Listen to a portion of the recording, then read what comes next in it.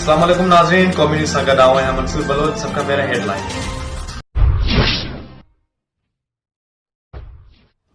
नाज़रीन, दादू खां फिदा हुसैन भवन जी रिपोर्ट जे मुताबिक़ ड्रिगबाला नई गाज जी ॿोॾ ऐं बरसात मुतासिरनि लाइ क़तर चैरिटी NGOs जे तरफ़ां यूसी ड्रिगबाला ऐं यूसी सावड़ो जे ॿोॾ मुतासिरनि ॻोठनि जे तक़रीबन 1000 ॿोॾ मुतासिरनि घराणनि में राशन कटा तक़सीम कया विया।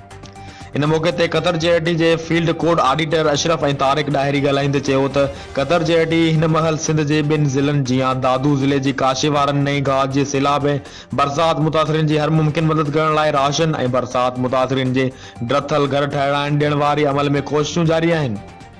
पहिरें मरहले में यूसी ड्रिगबाला ऐं सावड़ो जे ॿोॾ मुतासिरीन ॻोठनि में राशन फराहम करण सां गॾु कुझु माण्हुनि खे डैमेज थियल घर पिणु ठाराए ॾिना वेंदा ऐं असांजे NGOs जो मक़सदु हक़ीक़ी मुस्तहिक ग़रीब माण्हुनि जी ख़िदमत आहे।